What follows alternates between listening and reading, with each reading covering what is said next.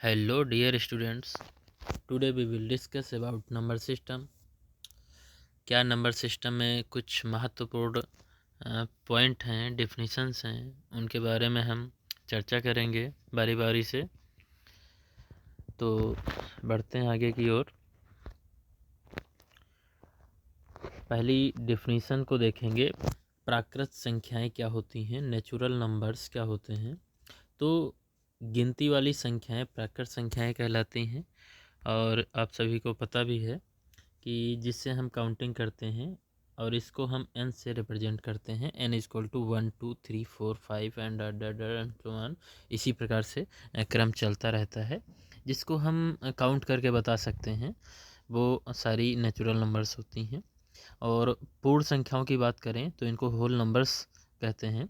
प्राकृत संख्याओं के समूह में यदि शून्य और मिला दिया जाए, ठीक है, क्या मिला दिया जाए, शून्य और मिला दिया जाए, तो हमें पूर्ण संख्याओं का समूह प्राप्त होता है। बिल्कुल, तो इसमें आपको सिर्फ ज़ीरो इंक्लूड कर देना है और ये आपकी पूर्ण संख्याएं बन जाएंगी, ठीक है ना। पूर्णांक क्या होते हैं, इनको हम इंटीजर्स कहते हैं। और पूर्ण संख्याओं के समूह में यदि प्राकृत संख्याओं के ऋणात्मक अंक और मिला दिया जाए तो हमें पूर्णांकों का समूह प्राप्त होता है। जी बिल्कुल। तो इसमें क्या होता है, इसमें होता ये है कि इसमें सिर्फ पॉजिटिव टर्म लिए जाते हैं, लेकिन अगर हम निगेटिव टर्म और ले लें, ठीक है, निगेटिव टर्म और ले लें तो आपको प्राप्त हो जाएंगे पूर्णांक, ठीक है। तो आपको पूर्णांक प्राप्त हो जाएंगे। जैसे आप देख पा रहे हैं कि इंटीजर्स क्या होते हैं, इनमें आपको नेगेटिव और पॉजिटिव दोनों देखने को मिल रहे हैं, ठीक है ना। तो ये आपका हो जाएगा इंटीजर्स पूर्णांक। तो आपने प्राकृत संख्या देख ली, उसके बाद पूर्ण संख्या देख लिया। प्राकृत संख्या को हम n से रिप्रेजेंट करते हैं और हमारा होल नंबर्स w होता है, और इंटीजर्स को हम z से रिप्रेजेंट करते हैं, ठीक है। नेक्स्ट होगा परिमेय संख्याएं, रेशनल नंबर्स। रेशनल नंबर्स क्या होता है, जो संख्याएं p बटे q के रूप में लिखी जा सकती हैं, और इनके लिए कंडीशन ये है कि q is not equal to zero, तो परिमेय संख्याएं कहलाती हैं। q is not equal to zero. दूसरी एक चीज़ और भी होती है कि p और q, है ना, p एंड q क्या होने चाहिए, ये पूर्णांक होने चाहिए, पूर्णांक होने चाहिए, ठीक है। p और q क्या होने चाहिए, पूर्णांक होने चाहिए, ठीक है। जैसे आप एग्जाम्पल देख पा रहे हैं, 3/5 है, 3/8 है, 22/7 है।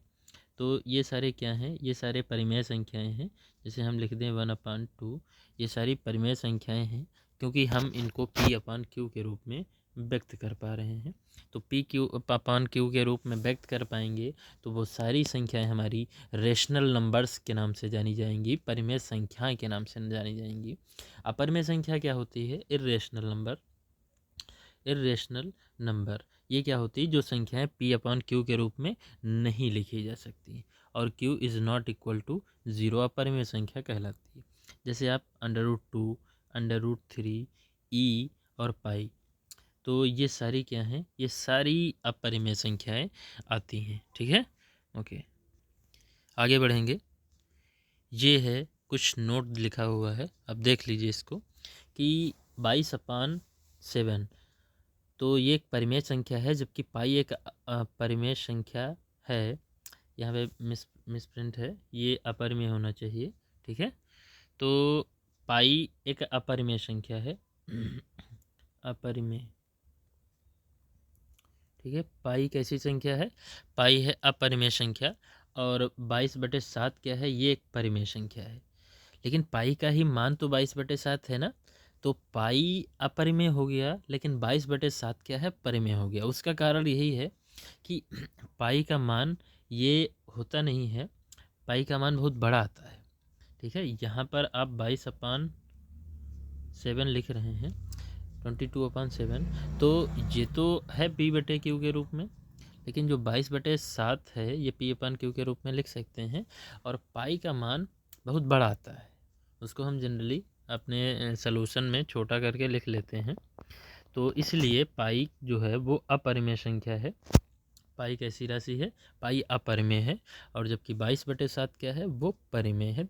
इसको ध्यान रखेंगे, ठीक है। उसके बाद बढ़ेंगे, उसके बाद है वास्तविक संख्याएं। वास्तविक संख्याएं क्या होती हैं? तो वास्तविक संख्याएं, रियल नंबर्स, परिमेय और अपरिमेय संख्याओं का समूह। मतलब वास्तविक में क्या आ जाता है बच्चा? परिमेय और अपरिमेय दोनों आ जाती हैं। मतलब जो वास्तविक संख्याएं हैं आपकी, वास्तविक संख्याओं में परिमेय और अपरिमेय दोनों आ जाएंगी। परिमेय भी आ जाएगी और अपरिमेय भी आ जाएगी। ये समूह होता है, ठीक है ना। ओके, नेक्स्ट की तरफ बढ़ेंगे। ये है प्राकृत संख्याओं के प्रकार। तो बिल्कुल टाइप्स ऑफ नेचुरल नंबर्स देखेंगे, तो बहुत सारी हैं इनमें, वो सब हम आगे देखेंगे। सम संख्याएं, इवन नंबर्स क्या हैं? तो इवन नंबर्स हैं जो प्राकृत संख्या 2 से विभाजित होती है। मेन पॉइंट यही है कि 2 से आपका विभाजित हो रही सम संख्या, जैसे ये लिखा हुआ है 2 का टेबल। तो 2 से जो भी संख्या विभाजित होगी जनरली हम उसको सम संख्या के नाम से जानेंगे। विषम संख्या ऑड नंबर्स क्या हैं? जो प्राकृत संख्या 2 से विभाजित नहीं होती, बिल्कुल जस्ट इसका अपोजिट है, जो 2 से विभाजित नहीं होगी, और इनमें सब में ऑड नंबर्स ही आ जाएंगे, ठीक है। उसके बाद नेक्स्ट ये है अभाज्य संख्याएं। क्या होती हैं अभाज्य संख्याएं? प्राइम नंबर्स जिनको बोलते हैं। तो अभाज्य संख्या क्या होती हैं वो देखेंगे हम। तो अभाज्य संख्या क्या होती है, इनको हम प्राइम नंबर्स के नाम से जानते हैं। जिस प्राकृत संख्या के केवल 2 ही विभाजक हों अभाज्य संख्या कहलाती है। जैसे 2, 3, 5, 7, 11, 13, ठीक है। तो केवल 2 ही विभाजक हों। 2 कौन से? एक तो 1 हो, ठीक है, और दूसरा स्वयं हो। दूसरा क्या हो? स्वयंभू संख्या हो। एक तो 1 हो, 1 तो कॉमन ही रहेगा सब में। मतलब हम ये कह सकते हैं कि वो संख्या स्वयं से कटे, किसी और संख्या से ना कटे, बिल्कुल कोई और संख्या से ना कटे, वो हो जाएगी अभाज्य। दूसरी क्या है? भाज्य संख्या। भाज्य क्या है? भाज्य क्या है? इवन नंबर्स जिस प्राकृत संख्या के 2 से अधिक विभाजक हो। मतलब वो 1 से तो कट ही रहेगी, 1 तो कॉमन ही रहेगा, उसके बाद उसके और फैक्टर आए स्वयं के अलावा भी किसी संख्या से कट जाए, ठीक है, वो भाज्य है। सह अभाज्य क्या है? सह अभाज्य को प्राइम नंबर्स जिन 2 प्राकृत संख्याओं का मासा जो है 1 होना चाहिए, ठीक है। मासा क्या होना चाहिए? 1। मतलब इनके फैक्टर मिलने नहीं चाहिए। जैसे 2 है तो 2 का अगर फैक्टर करें तो 2 × 1 आएगा, और 3 का फैक्टर करें तो 3 × 1 आएगा। तो ये 1 जो है कॉमन होना चाहिए, इसके अलावा कोई फैक्टर कॉमन नहीं होना चाहिए, ठीक है। कोई अदर फैक्टर कॉमन नहीं होना चाहिए। तो इस प्रकार से हम देखेंगे, बढ़ेंगे आगे। ये है नोट, ठीक है। संख्या 1 ना तो भाज्य है और ना ही अभाज्य है, ठीक। तो संख्या 1 कैसी है? ना तो भाज्य है और ना ही अभाज्य है। जी देखिए इसको, तो संख्या 1 ना तो भाज्य है ना ही अभाज्य है, इसको नोट कर लेना। 1 से 100 के बीच कुल 25 अभाज्य संख्याएं हमने लिखी हैं। इनको आप देख सकते हैं किस प्रकार से अभाज्य प्राइम नंबर हैं जो स्वयं से कटेंगे, है ना। जैसे 9 आप लेंगे तो 9 अब प्राइम नंबर नहीं है, क्योंकि 9 3 से डिवाइड हो जाएगा आराम से, इसलिए 9 विषम तो है लेकिन अभाज्य नहीं है। 2 एक ऐसी संख्या है जो सम भी है और अभाज्य भी है, इसको आप अंडरलाइन कर लेना, बहुत ही महत्वपूर्ण क्वेश्चन है, जो कि सम भी है और क्या है? अभाज्य है। 4 सबसे छोटी भाज्य संख्या है, ठीक है। तो ये कुछ इम्पॉर्टेंट डिफिनीशंस थी, बहुत ही इम्पॉर्टेंट डिफिनीशन, इन पे आप ज़रूर गौर करिएगा, बहुत इम्पॉर्टेंट क्वेश्चन है, क्योंकि 4 सबसे छोटी भाज्य है। इस टाइप से बहुत ही आपको लगेगा छोटे क्वेश्चन है, लेकिन कभी कभी क्या होता है मिस हो जाता है, ठीक है। मिलते हैं नेक्स्ट वीडियो में, तब तक के लिए नमस्कार।